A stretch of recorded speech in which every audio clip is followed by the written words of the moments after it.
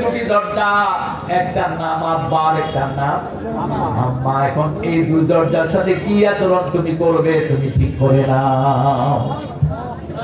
সবচেয়ে বেশি অধিকার মায়ের কয় গুণ?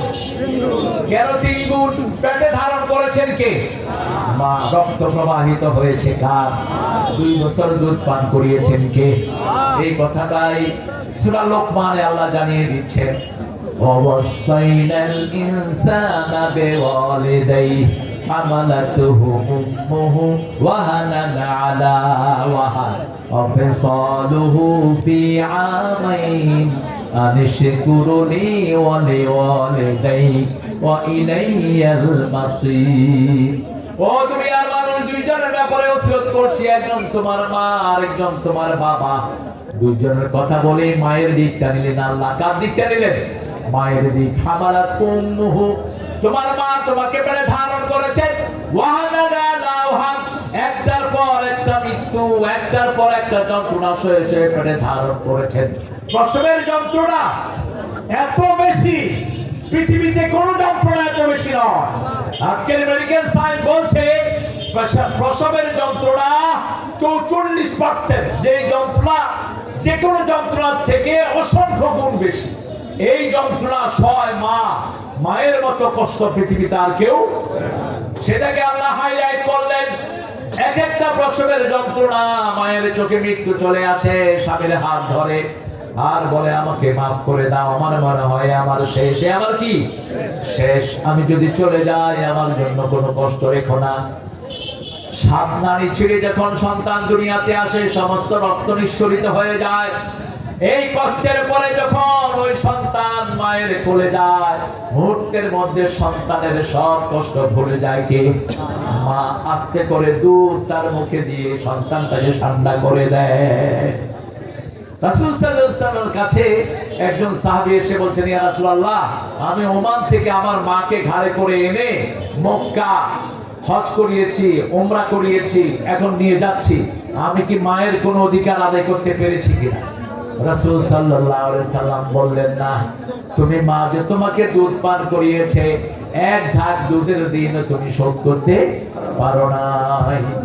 মধুর আমার মায়ের হাসি চাঁদের মুখে ঝরে, মাকে মনে পড়ে আমার, মাকে মনে পড়ে।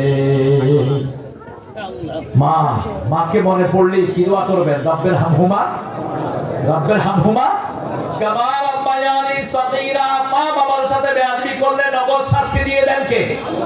আর মা বাবার দোয়া নিলে নগদ পুরস্কার দেন কে? ফেরাউন পিতামাতার ত্যায্য সন্তান। কে? কি নাম? ফেরাউন। জাহান্নামীদের সবার সামনে থাকবে কে? ফেরাউন। আর পিতামাতার মায়ের দোয়া নিয়েছেন আবু হুরায়রা। ইসলাম গ্রহণ করেছেন মদিনায়, কিন্তু হাদিস রিওয়ায়াত করেছেন সবচেয়ে বেশি, সবচেয়ে বেশি। ওনার মা যখন কালেমা পড়েন, তেনার মা তখন মুসলমান হন নাই। গভীর রজনী, ছেলে মসজিদে নববী থেকে ঘরে গিয়েছে, মা দাঁড়ানো, ঢুকতে বলছে, হয় হ্যাভ ইউ বিন, কোথায় ছিলা তুমি? আবু হুরায়রা বলছেন, যেই কদমে যাওয়া যায় কিন্তু ছাড়া যায় না রাহমাতাল লিল আলামিন। মাথা পড় দিয়ে বলছে, হয় মুহাম্মদকে ছাড়বি, না হয় আমাকে ছাড়বি। ছেলেকে গর্দানায় থাপ্পড় মেরে বাড়ি থেকে বের করে দিয়েছে।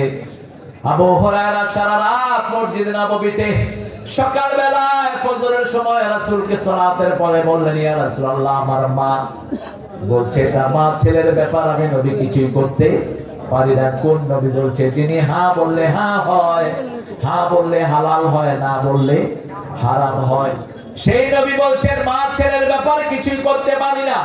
রাসূলকে আবু হুরায়রা বলছেন, আমি বিচার দিচ্ছি না, পিতামাতার ব্যাপারে কোনো শিকায়েত নাই, আমি চাই আপনি একটু আপনার আমার মায়ের জন্য হাত তোলেন। আবু হুরায়রা বাড়ির দিকে দৌড়ানো শুরু করলেন। লোকেরা বলল, দৌড়াও কেন? আবু হুরায়রা বলছেন, আমি দৌড়িয়ে দেখতে চাই আগে আমি বাড়ি যাই না আমার আগে রাসূলের দোয়া বাড়ি চলে যায়। আবু হুরায়রা ঘরে গেলেন। তিনি বলছেন, আমি দরজা নক করলাম কত রাতে, শিরকের সেই গর্মিয়ত মায়ের কণ্ঠে পেলাম না। আমার মনে হয়েছে রাসূলের দোয়া আমার মায়ের জন্য কবুল হয়ে গেছে।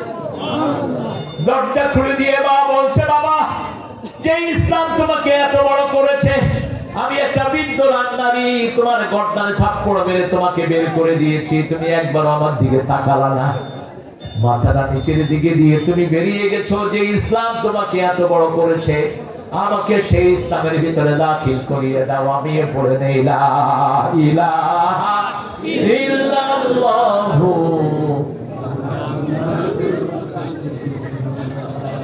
আপনি দেখবেন প্রিয় ভাইরা, কোন ইমামের মা কোনদিন বৃদ্ধাশ্রমে যায়নি, কোন মাদ্রাসা শিক্ষকের মা বৃদ্ধাশ্রমে যায়নি, কোন হেফজখানার শিক্ষক তার মাকে একা ছেড়ে দেয়নি, ঠিক কিনা? যায় কারা? ডিসি সাহেবের মা। বাবা পরিচয় দিত না, গায়ে বাঁধে, আমার আব্বা অশিক্ষিত, how I going to recognise my daddy.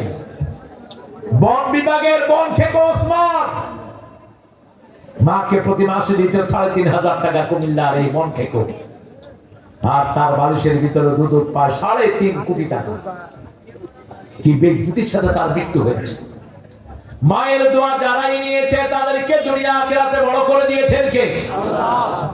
গতকাল কি তো দেখলাম, মা অসুস্থ, বিছানায় পেশাব করে ছেড়ে নিয়ে মাকে নদীতে ফেলে দিচ্ছে। রাসূল বলেছেন, কিয়ামত যখনই, তোমরা কিয়ামতের জন্য আর অপেক্ষা করবে না, যখন দেখবা পিতা মাতার উপরে সন্তান আক্রমণ করছে, জমির বন্টন ভালো দেয়নি দেখে বাপকে পিটিয়েছে, এরকম জিনিস আমাদের দেশে আছে না নাই? পিতা মাতা যদি আপনাকে খুন করে ফেলে, কেসাস নাই। একজন আরেকজনকে হত্যা করলে কেসাস, পিতা মাতা খুন করলে সেটার বিচার কেসাস নাই। এতটা অধিকার আল্লাহ পিতা মাতাকে দিয়েছেন। সেই পিতা মাতার ব্যাপারে আল্লাহ রাব্বুল আলামিন বলছেন, উফ বলবা না, ঝিরকি দিয়ে কথা বলবা না, কুল্লাহমা কাওলান কারীমা, নরম কথা বলো, সম্মানজনক কথা বলো, প্রেস্টিজিয়াস ওয়ার্ড বলো। আমি আমার আলোচনাতে ফ্রান্সের একটা ঘটনা প্রায় বলি। ফ্রান্সের একটা ঘটনা এসেছে ইংল্যান্ডের একটা পত্রিকায়। তো সেখানে লেখা, ম্যাক বাই রবিন এন্ড সান, দোয়েল পাখি এবং ছেলে। একজন পিতা যখন তার